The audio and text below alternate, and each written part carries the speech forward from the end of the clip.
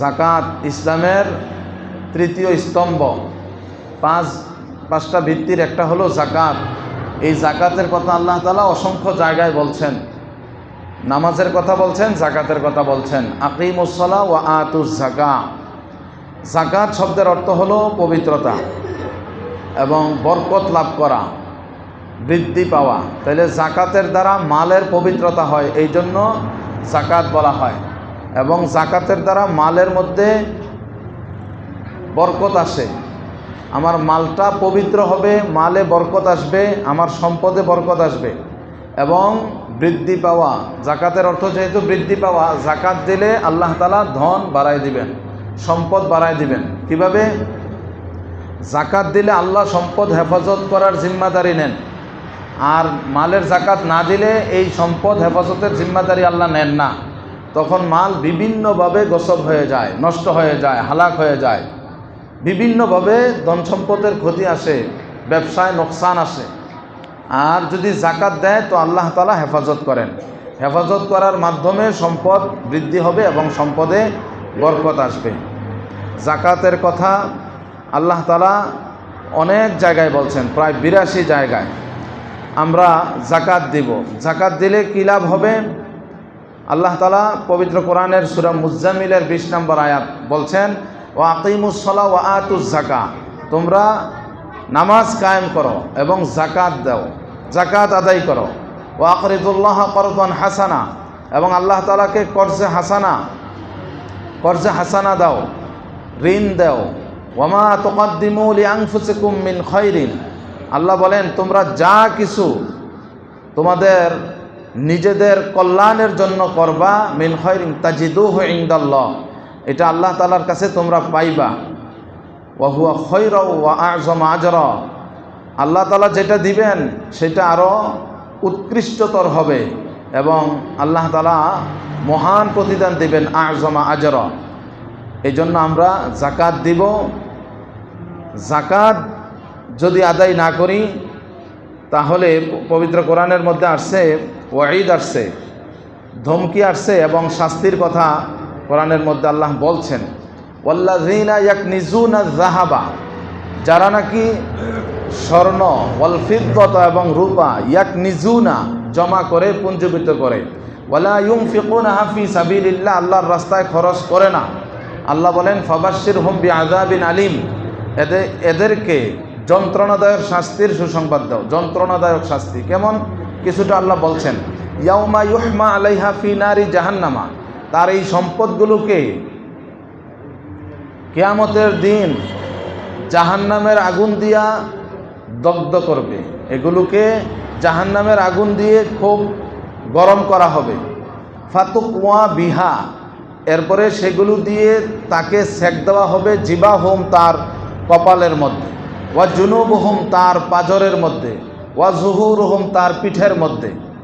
এবং আল্লাহ বলেন, এইভাবে করে শাস্তি দেওয়া হবে আর বলা হবে, হাযা মা কানাসতুম লিআনফুসিকুম, এটা হইল সেই তোমার শাস্তি, সেই পুরস্কার যেটা তুমি লিআনফুসিকুম নিজের জন্য, কানাসতুম মানে জমা করছিলা, তুমি খরচ করো নাই। এখন ফাযুকু, তুমি স্বাদ আস্বাদন করো, মা কুনতুম তাকনিজুন, যেটা তুমি জমা করছিলা, দেও নাই। মালকে মহাব্বত কইরা জমা করছিলা। আল্লাযী জামাআ মালা ওয়া আদ্দাদা, জমা করছে আর গণছে, জাকাত দেয় নাই। এইভাবে করে শাস্তি দেওয়া হবে। হাদিস শরীফের মধ্যে আসছে, নবীজি সাল্লাল্লাহু আলাইহি সাল্লাম বলেন, মান আতাহুল্লাহু মালান, আল্লাহ যাকে মাল দিয়েছেন সে জাকাত দেয় না, তো কিয়ামতের দিন এই মালগুলো বিষধর সাপে পরিণত হবে, গলায় পেঁচিয়ে দেওয়া হবে। এরপরে তাকে তার 2 গালের মধ্যে, শরীরের বিভিন্ন স্থানের মধ্যে ধ্বংসন করতে থাকবে, আর সাপ বলতে থাকবে, আনা কানজুকা আনা মালুকা, আনা মালুকা আনা কানজুকা, আমি তোমার সম্পদ, আমি তোমার সঞ্চিত সম্পদ। এইভাবে করে ধ্বংসন করবে আর কি করতে। এই জন্য মালের জাকাত যাদের উপর ওয়াজিব হয়েছে আমরা পরিশোধ করব। যার কাছে 7.5 ভরি স্বর্ণ, 52.5 ভরি রূপা, অথবা যে কোনো একটার সমমূল্যের পরিমাণ সম্পদ থাকে, তার উপর জাকাত ফরজ।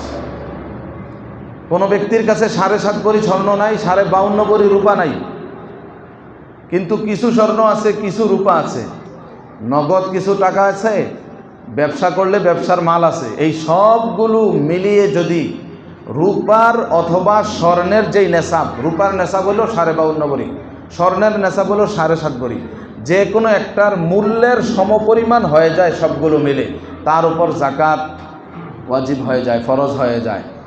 রূপা 52.5 ভরি বর্তমান বাজার দরে 2 লাখ টাকা এরকম 2,30,000 টাকার মতো হয় 52.5 ভরি রূপা। তার মানে এই পরিমাণ সম্পদ যদি কারো কাছে থাকে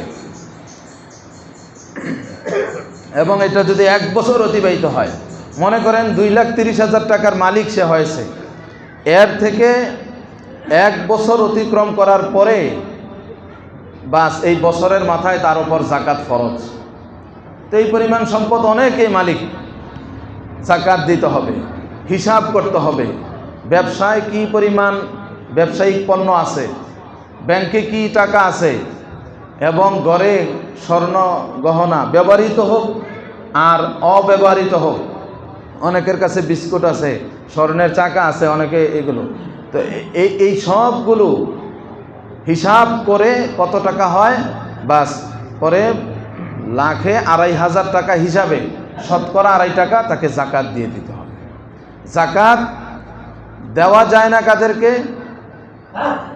নিজের যে আসল এবং ফরা, অর্থাৎ আমি যাদের নসলে জন্মগ্রহণ করছি তার ঊর্ধ্বতন কাউকে জাকাত দেওয়া যাবে না, যেমন আমার মা বাপ এবং ইনারা যাদের থেকে আসছেন, দাদা দাদি, নানা নানি, এরকমভাবে এই সিঁড়ির উপরের নসল কাউকে জাকাত দেওয়া যাবে না।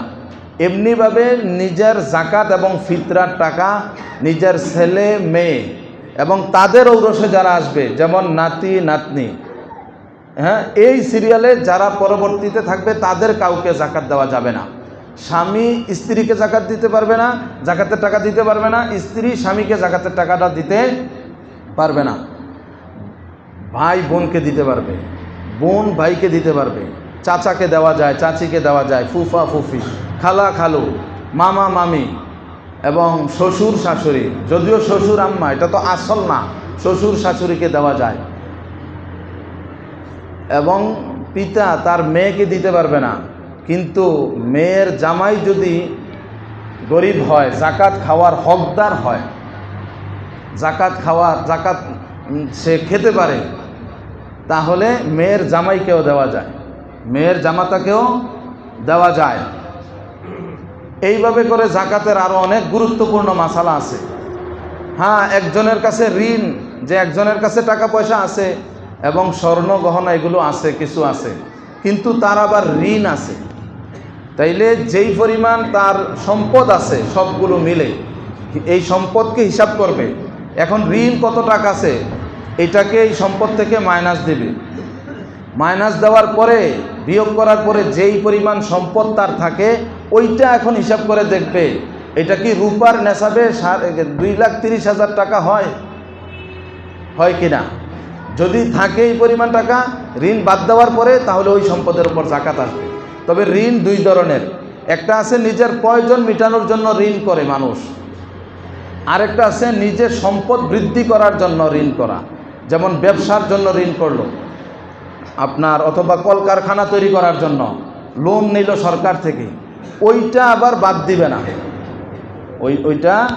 ওইটা নিজের সম্পদ থেকে বাদ দিলে তো আর কিছুই থাকবে না, ওইটা তো সে ডেভেলপ করার জন্য ঋণ নিছে, ওই ঋণ বাদ দিবে না। যাই হোক, আরও অনেক মাসালা আছে, এই সবগুলো মাসলা আমরা আলেম ওলামা কেরামদের থেকে জেনে বুঝে মালটাকে পবিত্র করার জন্য মালের মহাব্বত দিল থেকে বের করে জাকাতটা সঠিক খাতে, সঠিক মাসরাফে, গরিব মিসকিন এতিম অসহায় তাদেরকে, আত্মীয় স্বজনের মধ্যে যারা গরিব তাদেরকে, বিশেষ করে মাদ্রাসায়, লিল্লা বোর্ডিংয়ে, এতিমখানায় দিব।